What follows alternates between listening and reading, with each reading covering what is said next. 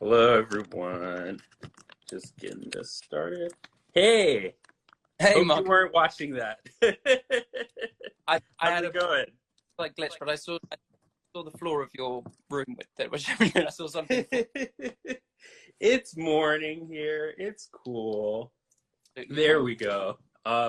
Okay, let's hope that this sticks. All right, but hi everyone. Welcome to Scene Stealers. We're here with Freddy Carter from Shadow and Bone. How's it? Well, I already asked how's it going. Clearly, I'm a little scattered this morning. Hopefully, you're doing better. 4 o'clock in the afternoon here, so I'm a little bit more awake. But yeah, I'm very good, thank you. How are you? I'm good. I just want to let everyone know a little bit. I'm gonna be asking Freddie some questions, but you guys are gonna get a chance to ask Freddie questions too. Sometimes the Q&A feature doesn't work for me, so if I'm having trouble, then you guys can just throw it to the comments. And hopefully we're excited about that, Freddie, because the fans are Very gonna. excited. But first, I want to congratulate you because the show is still huge on Netflix. Like, it's now 2 weeks, and I think it's still the number one show. Yeah, I mean the response has been really overwhelming, but overwhelmingly positive, which is it's been incredible. Yeah, Yeah, so we when we were out there, obviously you don't think about that kind of stuff. You don't think about how many people will end up watching it. But yeah, it's been really lovely. yeah. I feel like, especially with this kind of show, like you're really just in a whole new world, and so it's hard to think about like if I Definitely. guess you're actually even doing a show because I imagine it just sucks you into this whole new thing. Definitely. We were in a bubble before bubbles were a thing. Do you know what I mean? We were kind of Exactly. So I mean, it being a fantasy show, have you watched the show yourself? Because I imagine it must be weird seeing so many different things realized. it is because, there are some sets we're on which are mostly green screen, and so Yeah. you're what all this stuff looks like, and the VFX guys and Eric Heiser, our showrunner, are sort of trying to explain what the fold looks like, but that's quite hard to do, because they're like, it's Yeah. darkness. I go, okay, I don't really know what that looks like, so I'll just pretend. So then, finally getting to see all that realized is like you say, it's kind of amazing because then you're sort of experiencing that with the audience. You're sort of seeing that stuff, Yeah. which is very Yeah. What did the fold look like when you guys were filming? Was it just sort of like in a studio and the ship was kind of just rolling along? yeah. So we were in this huge sound stage, and they built. So we had two skiffs, sort of sand skiffs. We had one which was sort of low to the ground, where they would do sort of action sequences and things like that, where it's just sort of easier to get the cameras in. And then we had one, I say life size, but it was kind of to scale model of what the skiff would have been like, and it was massive. It was kind of 40 feet up from the ground and just surrounded by this big green curtain, which was the fog. Nice. So how'd you kind of get involved in the show? Was it like a long audition process or anything? It was relatively quick. I was away on holiday, and the audition tape came in, and I'd sort of heard of the Grisha verse and was aware of the books, but wasn't in, I didn't know a huge amount, and did a quick Google and sort of saw that there was already this huge fan base for these books, and there's a kind of, I think it's called the Grisha Wiki, which I basically just spent Yes. hours doing a deep dive into these rabbit holes about each character and their backstories, and I just thought that it lent itself so well to screen stuff. I was really excited to audition. So did that tape, and then pretty much the next day got a call saying Eric Heiserer and Lee Tolan Krieger want to meet you. So I sort of flew home, met with them, and then had another couple of meetings really quickly, and it sort of was all go, and it was all really happening really quickly, and then just nothing for 2 weeks, where I was just sat there. I think I probably wasn't much fun to be around for those 2 weeks while I was waiting to hear, but yeah, and then a very exciting phone call came. Nice. Did you like how many of the books did you read beforehand, if at all? Because I always kind of wonder, especially with this, it's so tricky because your character is a part of the universe, but not necessarily a part of the main, like the first three Shadow and Bone books. Yeah, exactly. So everything that you're seeing in the TV series is prequel to the Six of Crows duology. Mm-hmm. So first of all, during the audition process, I bought Six of Crows, and I read the first chapter, and then second chapter has the character introduction for Kaz. And the first sentence is, Kaz Brekker didn't need a reason. Oh. And I was, that is the coolest character introduction I've ever read. And I thought, anymore, I'm going to get too attached and I'm going to be too sort of involved. So I better take a step back. So I actually put the books on hold and stopped reading them until I found out I got the part, and then just read all of them.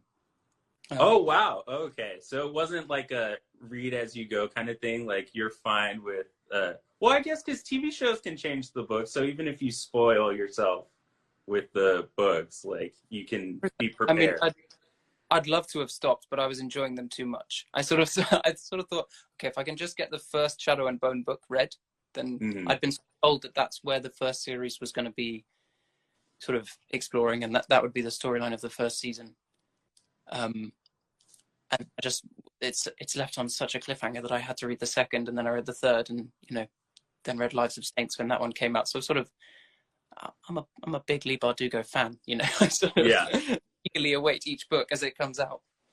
Yeah, I mean, I'm sure people in the comments like have a great sense of Kaz Brekker, but I did want to ask because it's so interesting how we meet him. How would you describe Kaz Brekker and the Crows? Because there is already so much under the surface when it comes to him and Pekka Rollins and Nej and Helene. Like, I'm wondering, how you would sort of sum up all that deep backstory.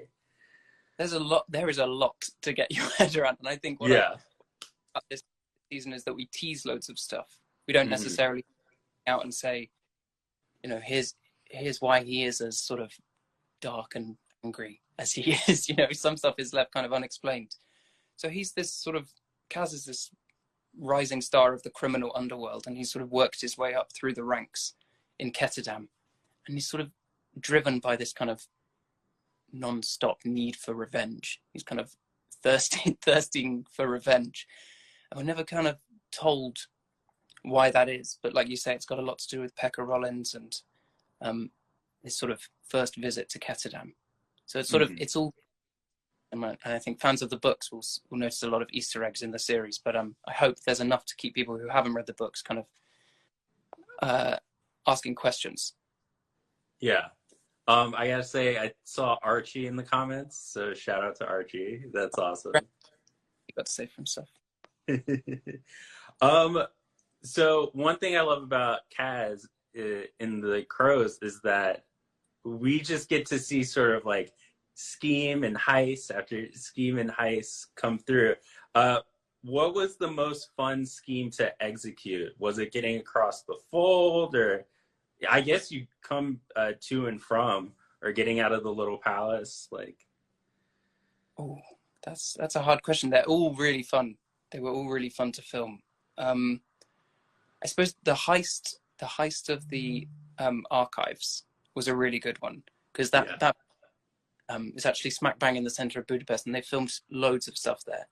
I think they filmed a bit of a Bond film there, and definitely some of Blade Runner, the new Blade Runner film was filmed there. So I was sort of geeking out as we were there. So that was a fun one, and it was just sort of Kit Amita and I running around this dark building, kind of looking mysterious, which was really fun. So that was a good one. And then getting through the fold is, I think, the way that that's structured in the episode, in that Arkin sort of takes control in that episode, right, which is a sort of strange position for Kaz to be for once. So he's sort of giving it, and then there's this goat, which nobody quite understands why it's there, and then it's sort of a support animal. Nice. I think that's fun in their own way. Did that feel like a roller coaster? And I guess, did the goat add to it? Was it just like a weird experience? Like we're just crashing through with this random animal? Yeah, we were filming in this sort of tiny little set. It's not much bigger than it looks on screen. And we were in there for 3 days straight. And the sort of turbines that you see actually move. And there's a wind machine blowing through, and there's an actual fire. And then just on top of all of that madness, there's a goat sort of running around as we're trying to... And I mean, Dan Liu, our director, he kind of picked just the right moments to sort of release the goat into the scene. And so we'd all be trying to do it, and kind of in this life and death situation, and there's this little sort of very cute goat moving around. That's awesome. Yeah. Are those the days where you're like, wow, what is my job? Yeah. talk to your parents about what you've done that day, and you're like, yeah, so we're sort of going through this impassable mass of darkness, and there's fire, and there's monsters after us. There's a goat. You know, it's pretty. It's kind of impossible to get your head around if you're not there. Yeah. I think another interesting scene that we get to see that's really fun is when they're trying to join the troop to get into the little palace. And we, of course, get to see Inej's talents and all the crow's talents, but we don't get to see what Kaz does. Would you say that he's a magician? Because he talks about illusions a bit, and he has that big scene with the Darkling where it's like, oh, maybe that's his talent, like escape artist. Sleight of hand and sort of trickery, and kind of, he maybe doesn't necessarily employ those things to entertain like a magician. I suppose it's more his intents are maybe a bit more nefarious. He kind of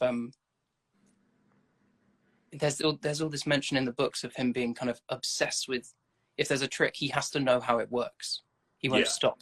He knows. So I think that's what the sleight of hand is. He kind of like, if he sees something that doesn't quite make sense, he sort of has this dogmatic approach to finding out how, and then he kind of uses it for his own means. Yeah, exactly. Yeah, and I feel like it speaks to the character too, because we're just talking about like the schemes and everything, like him sort of being able to figure out how everything works. It makes sense that he's able to sort of slip away through all the problems that come his way. Yeah, he's a guy who has to be 2 steps ahead of everyone. He sort of can't bear getting new information at the same time as everyone else, which is really fun to play because I'm always 2 steps behind everyone. You know, I'm always the last to figure it out. So playing Kaz was a lot of fun. Yeah, and I like that. Like, we can never really tell if he actually has a plan, but he definitely sells having a plan. Yeah, he's a bluffer as well, which is great. I think that's admirable. You know, a plan will come to a moment, which I think is quite fun to play with. Yeah. Another thing I really love about the show is, like, we think of fantasy shows, and I feel like so much of the driving force behind some of them are like, are these people ever going to meet or reunite? And the great thing about this show is, like, everyone kind of came together and had a scene together, at least, like, the main players. Was that something you really appreciated about the show, that you got to have scenes with Alina, the Darkling, etc.? Yeah. I mean, like I said, because I'm a fan of the books, I was always interested to know how it was going to work, how they were going to sort of mesh these 2 stories together. And Eric, the writer and showrunner, was kind of kept teasing it and sort of saying, yeah, well, you know, maybe you and Ben will get to work together later in the season. And I was like, how does that come together? So Ben and I would sort of get together and dream up all these sort of weird and wonderful scenes that might happen between Kaz and the Darkling. But yeah, I think it was interesting as a cast. We were all such big fans of the books and always so sort of keen to see how they were going to mesh together. We had all these ideas, but what eventually came to pass was kind of so far above and beyond our sort of fan fiction, as it were. Yeah. I'm going to remind people that we are going to do fan questions, so feel fine to comment it or use the Q&A feature. Sometimes the Q&A feature does not work for me. Gotta warn them, or else I'm just like staring deeply into the camera for like 2 minutes. But yeah, I had a couple more questions. What do you think, or just thinking of how it ends, where do you think the crows kind of rank within like the people Darkling is going after? Because I feel like they both have more to worry about, but they both definitely don't like each other.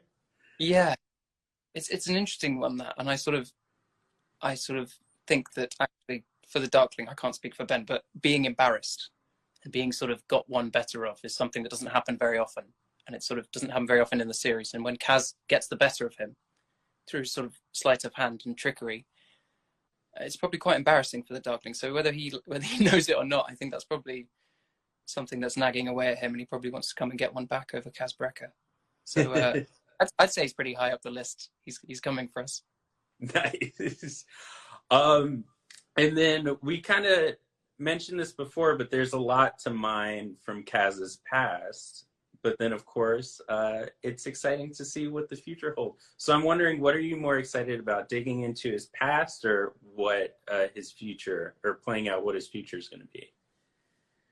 Good question. I think that, like I said, because everything is prequel in the books, everything you're seeing in the series is prequel to the books.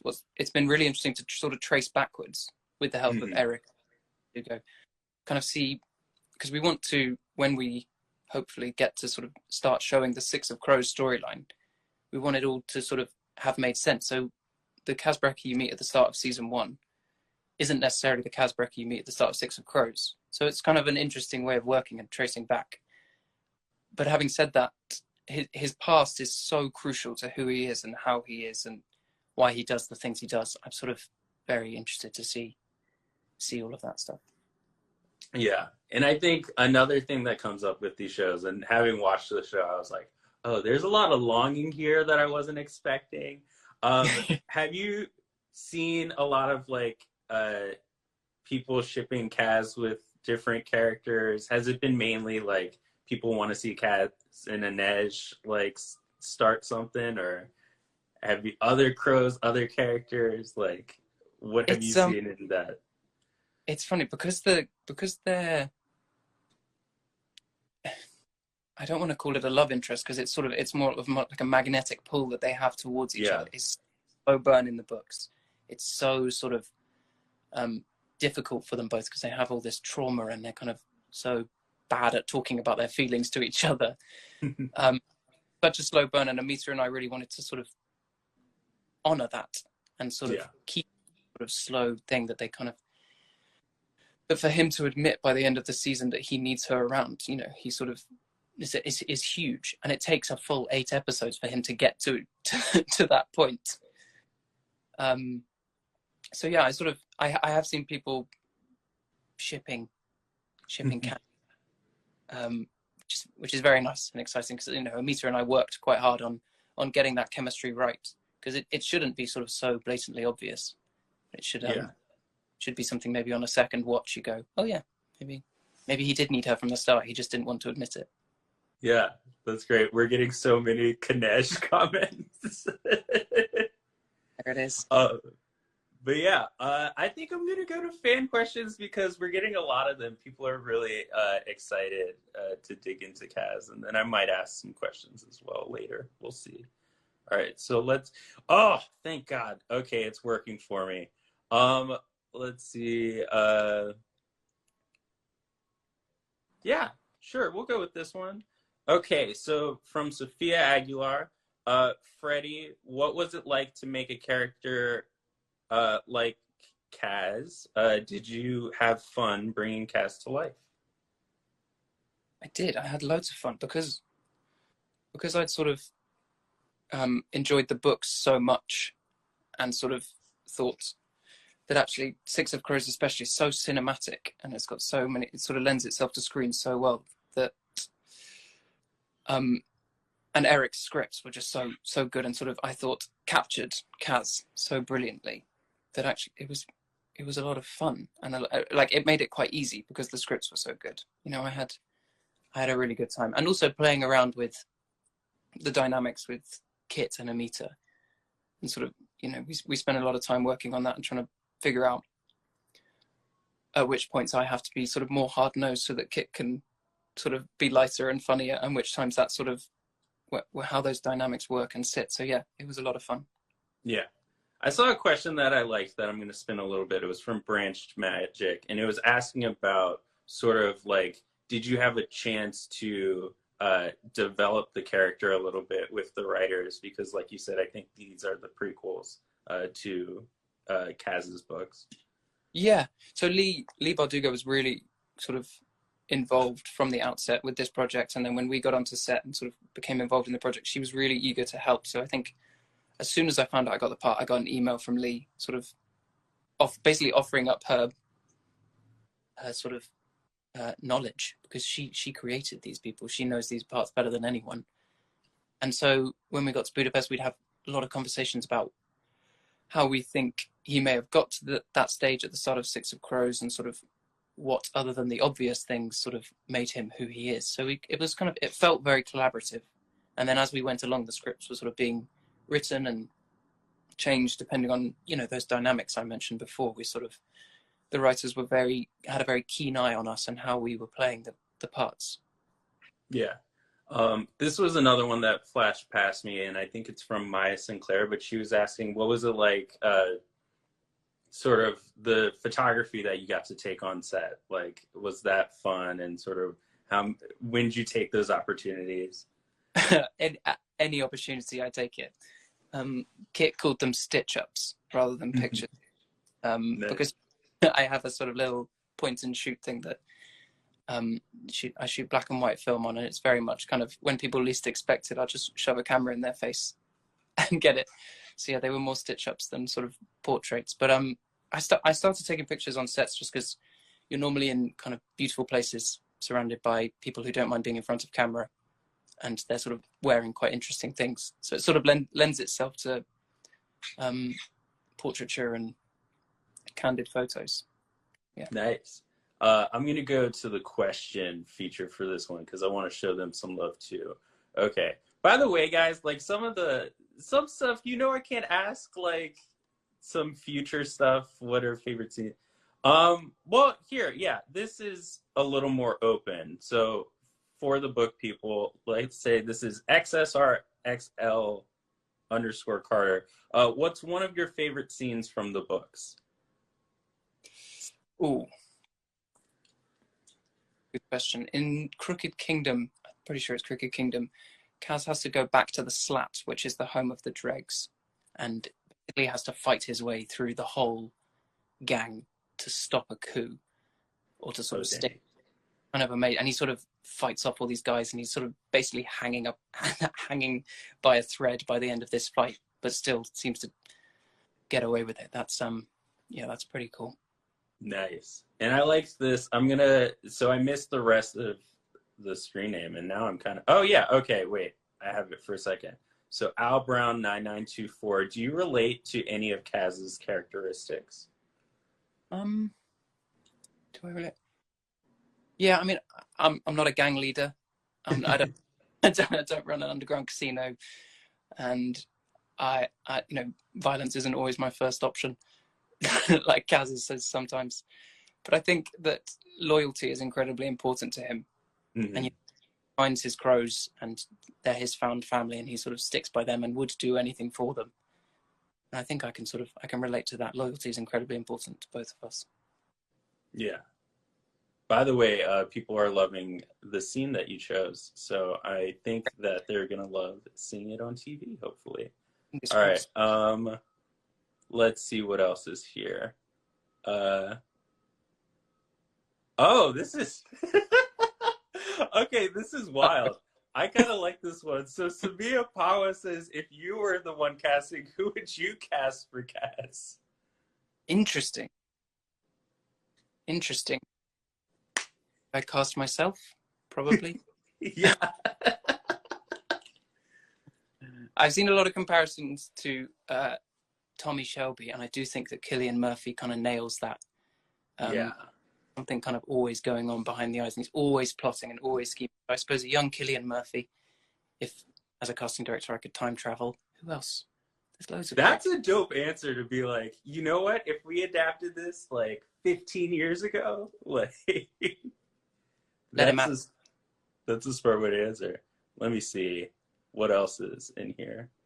Part of me is like, maybe I should steal that. Let's see. Oh yeah, okay.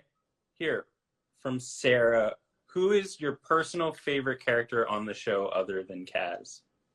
Ooh. Bagra, I think.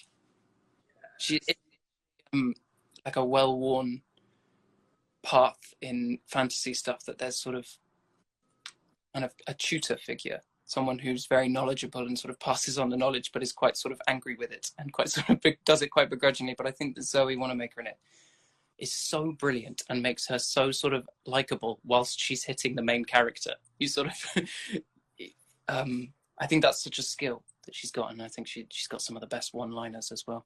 So yeah, Bagra. Nice. I liked, let's see. So this is Nasiba T. Khan. what helped you guys portray the Crows' friendship and chemistry so well? So how did you guys build that chemistry? Because it does seem like lifelong friends while watching. Yeah, we were very lucky because we were out in Budapest where we were filming for about a month before we actually got in front of camera, Kit and Misa and myself. And we did a lot of stunt training together, did a lot of rehearsals and costume fitting. So we had actually spent quite an intensive period of time together, both in a work sense, and then we'd also socialized together. So we'd kind of, and we formed fast friends, or we became firm friends really quickly. And they're just a lovely, well, they're a lovely pair of actors to work with because they're very generous and giving, but as people as well, they're just lovely. So it sort of makes my job easier. You know, you want to spend time with them. That's funny. And some people are asking, who's your favorite Crow? Come on now. Favorite Crow? All of them are great. But all of them are, all of them. Kaz is my favorite Crow, but yeah, I think Nina probably a pretty close second. Oh yeah. Yeah, Nina.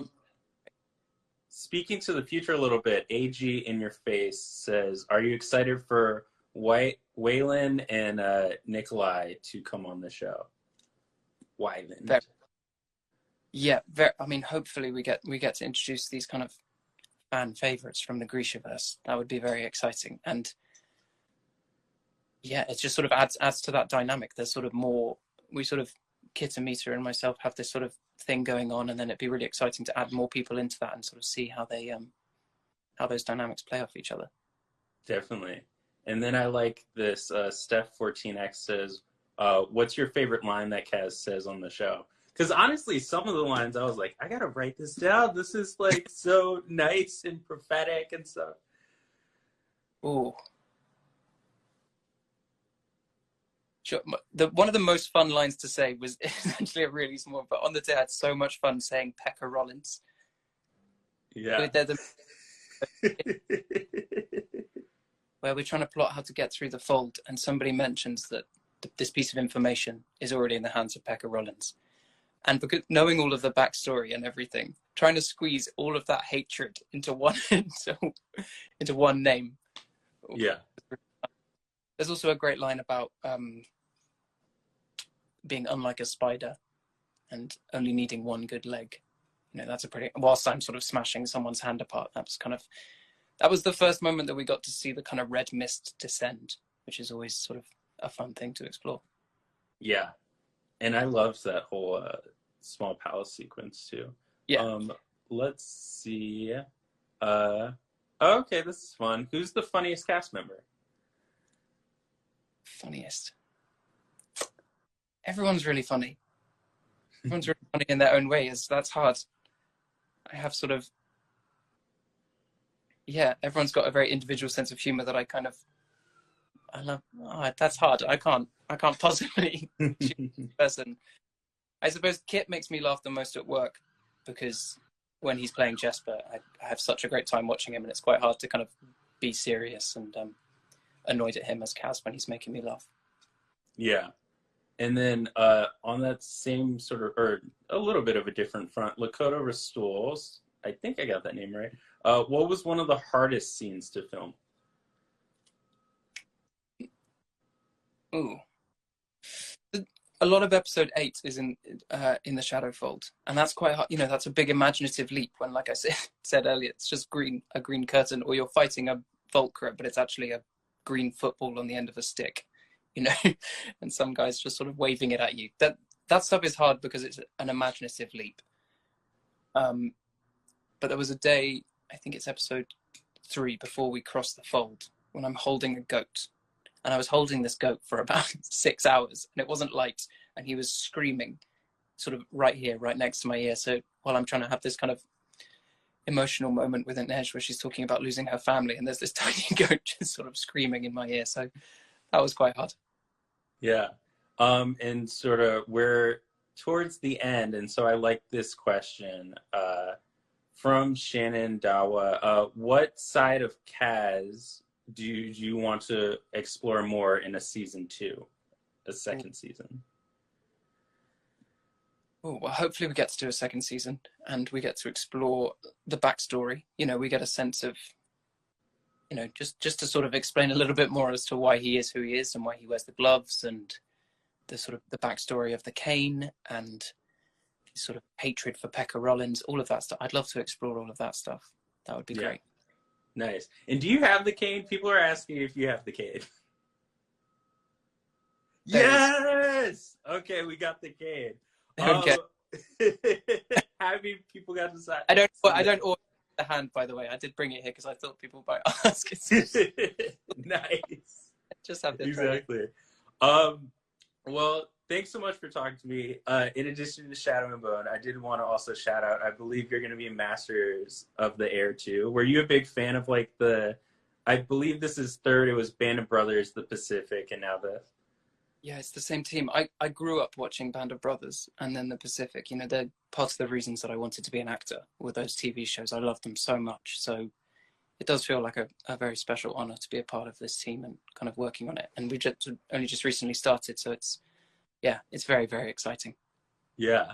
And I feel like it's a little bit of an honor too, because when people watch Band of Brothers and stuff, it's always like, I didn't know this person was that in this, and I didn't know this, and like you see Damian Lewis, and it was like, wait, this is like how many years before Homeland? And so it's Well, Band of Brothers has like Jimmy Fallon drives a Jeep in one episode. He just like pops up, and James McAvoy, Andrew Scott, all of these people who are now kind of marquee names were involved in that story. And the Pacific, same like Rami Malek's first big thing, I think. So it's it's sort of definitely got a pedigree of incredible cast. So it's a huge honor. Well, thank you, Freddie. Thanks so much to the commenters. We were also getting a lot of love for Free Reign in there, so that was really fun. But yeah, this has been Scene Stealers. You guys can all watch Freddie play Kaz Brekker on Shadow and Bone Season 1, streaming on Netflix now. And also look towards Masters of the Air, and anything else you want to plug as well, Freddie? No, Shadow and Bone. Go watch Shadow and Bone. All right, well, see you guys later, and thanks so much, Freddie. Thanks so much. Thanks, guys. Right. Bye.